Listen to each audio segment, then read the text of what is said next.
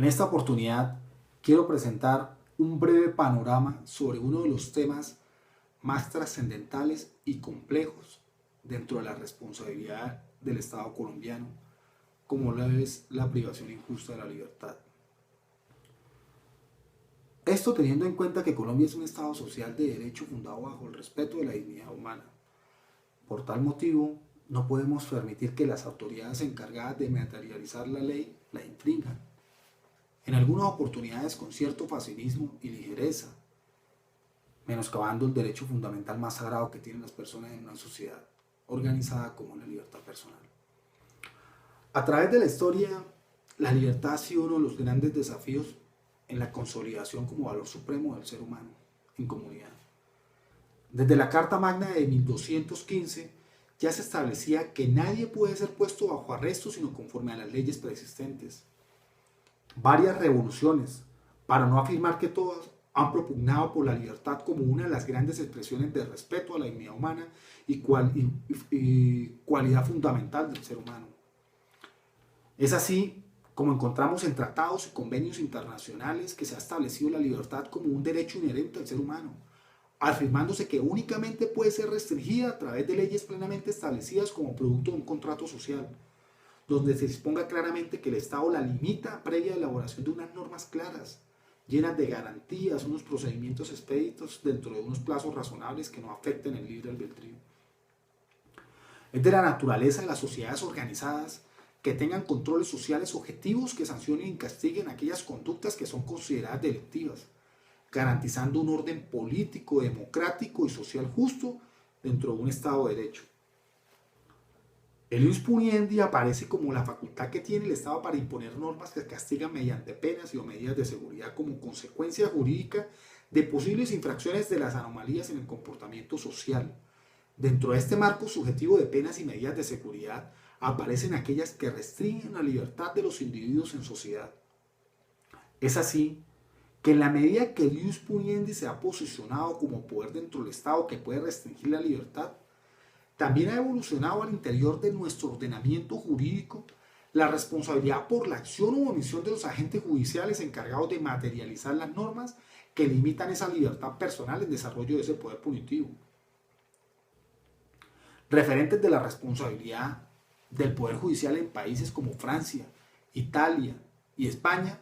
permitieron que en Colombia se empezaran a homologar los síntomas de la responsabilidad por limitación de la libertad. Este proceso se consolidó a través de diferentes teorías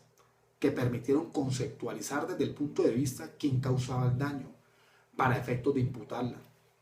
En esta línea se presentaron diferentes formas de analizarlas, que fueron establecidos de forma directa o indirecta. En cuanto a la primera, tenemos que se daba cuando la persona jurídica realizaba sus funciones sirviéndose de uno de sus órganos. Y en cuanto a la segunda, se reconoce que las personas morales, sean de derecho público o derecho privado, pueden ver comprometida su responsabilidad por la culpa de sus agentes o de sus subordinados. Lo anterior se dio dentro de un marco previo a la expedición de la Constitución Política en 1991, ya que con la entrada en vigencia de la nueva Carta, la responsabilidad contractual y extracontractual del Estado sufrió sustancialmente cambios en cuanto a su fundamento y alcance, quedando claramente establecido que el Estado respondería patrimonialmente por los daños antijurídicos que le fueran imputables, causados por la acción u omisión de las autoridades públicas. Es así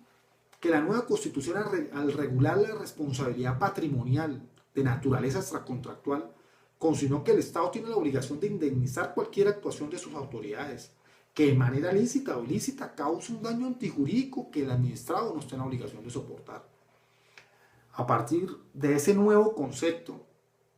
es que se ha abortado el estudio y análisis de la evolución de la jurisprudencia del Consejo de Estado en relación con la responsabilidad de la administración por privación injusta de la libertad, con un fundamento en ese concepto de daño antijurídico previsto en el artículo 90 de la Constitución Política. La jurisprudencia del Consejo de Estado empezó con una interpretación plana del artículo 414 del antiguo Código Procesal. Esa norma permitía imputar la responsabilidad del Estado por privación injusta de la libertad cuando se limitaba la libertad a una persona a título de detención preventiva y esta resultaba posteriormente exonerada por sentencias absolutorias, cuando el hecho no había existido, cuando el sindicado no era el autor o cuando se había acusado por una conducta que no constituía un hecho punible. Posteriormente aparece la Ley Estatutaria de Administración de Justicia, que consagró la privación injusta de la libertad, y desde entonces las decisiones del Consejo de Estado sitúan la libertad con un enfoque en lo constitucional que trasciende con creces las elaboraciones de la jurisprudencia penal más cercanas a la visión de un castigo anticipado que poco se preocupaba por la presunción de inocencia. La jurisprudencia profundizó en el tema. Y si bien las primeras líneas jurisprudenciales encontraban legítimo que el ciudadano soportara la carga pública que implicaba participar por voluntad de la autoridad en una investigación penal, resultó más ajustado a la Constitución predicar que la restricción de la libertad en un proceso penal no es un acto más establecido en el ius puniendi, sino que en el derecho universal la libertad aparece implícita en la realización de todo un proyecto de vida, que no puede considerarse como una carga pública normal que esté obligado a soportar el ciudadano.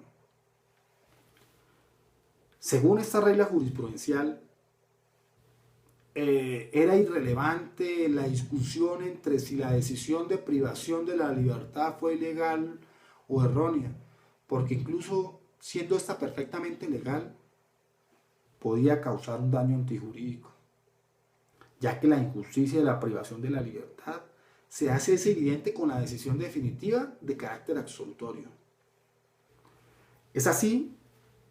que llegamos a lo más reciente, donde se tiene sentado que la responsabilidad por privación injusta de la libertad es una responsabilidad objetiva,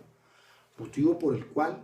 como dijimos, es irrelevante el estudio de la conducta del juez o magistrado para tratar de definir si por parte de él hubo dolo o culpa.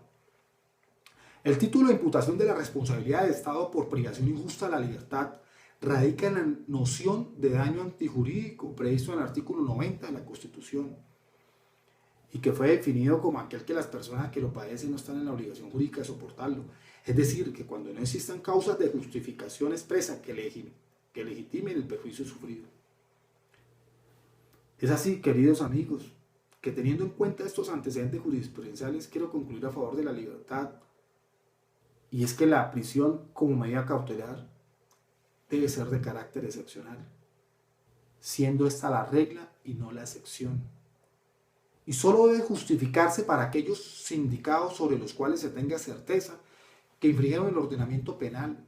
quienes están obligados a soportar las penas que se les impongan como consecuencia de su conducta delictiva y antisocial. Pero recordemos que se vuelve injusta cuando el procesado que ha sido sometido a prisión provisional como medida cautelar es liberado definitivamente. Ahí mantiene intacta su inocencia, pues en este caso el procesado no ha violado el orden jurídico establecido que apresta como consecuencia la sanción que ha padecido. Es por eso que la persona que ha sido limitada en desarrollo de una investigación penal y posteriormente puesta en libertad, siendo desvinculada totalmente mediante providencia, mantiene intacta su inocencia. Y este solo debe demostrar la existencia del daño causado para que proceda la indemnización por parte del Estado, toda vez que ésta no estaba en la obligación de soportarlo. En este caso, el Estado debe asegurar la reparación integral del daño antijurídico causado por el uso inadecuado de esas medidas de aseguramiento privativas de la libertad. Esta reparación, como todas las reparaciones en cuanto a la responsabilidad del Estado, deben ser integrales, de conformidad con la Ley 446 de 1998 en su artículo 16. Ahora, no es para nadie un secreto que como consecuencia de la reparación integral de los daños causados a quien padece una medida privativa de la libertad, impetrada mediante el medio de control de reparación directa, vienen afectando el patrimonio del Estado. que según las cifras suministradas por la entidad encargada desde el 2010 a la fecha se registran más de 2.800 demandas en contra del Estado, con un monto que asciende a más de 4.6 billones de pesos en pretensiones.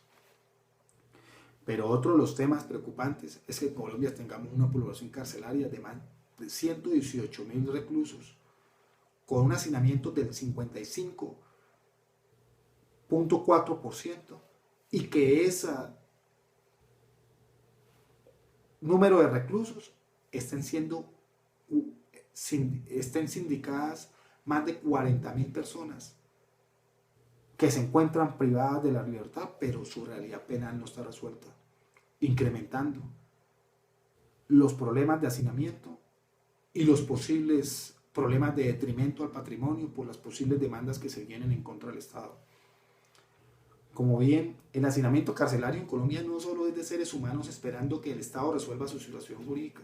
sino precisamente es la aglomeración de los problemas de nuestro sistema judicial, esperando que se adopte una política criminal seria que se ajuste a los verdaderos fines axiológicos del encarcelamiento preventivo. Sobre esta cruda realidad, estamos en mora de orientar una política criminal dirigida a capacitar y sensibilizar a las autoridades judiciales en la adopción de las medidas restrictivas de la libertad. De esto deben ser conscientes jueces y fiscales que han dejado que el facilismo y el afán mediático de mostrar resultados en el proceso de identificar los infractores de la ley penal abusen de esas normas que restringen la libertad. La ley penal no debe ser interpretada con una óptica restringida, contraria a los postulados impresos en la Carta Política de 1991 y el bloque de constitucionalidad inmersa en ella, con todos sus tratados y convenios internacionales que así lo han definido. No se puede seguir condenando la presunción de inocencia, principio implícito en el derecho fundamental de la libertad, cuando existen en el ordenamiento medidas que garanticen los fines del proceso penal, sin la ligereza de acudir a medidas restrictivas privativas, primitivas de la libertad, como me gustaría llamarlo en este caso. En estos términos lo ha dejado ver el más reciente informe de la Comisión Interamericana de Derechos Humanos, donde ha manifestado que el uso excesivo de la prisión preventiva es un problema complejo, producido por causas de distinta naturaleza, cuestiones de diseño legal, diferencias estructurales de los sistemas de administración de justicia, amenazas a la independencia judicial o tendencias que son arraigadas en la cultura y la práctica judicial, entre otros. Finalmente, con este breve resumen, es la invitación a reflexionar que así como el derecho fundamental a la libertad personal ha evolucionado el derecho administrativo, llegó la hora que en el campo del derecho penal se analice con detenimiento una política seria que brinde al ser humano de padecer injustamente de medidas que atenten contra su libertad personal, dado que, como bien lo dijo Carneluti, el proceso penal no solo hace sufrir a los hombres porque son culpables, sino también para saber si son culpables o inocentes. Muchas gracias.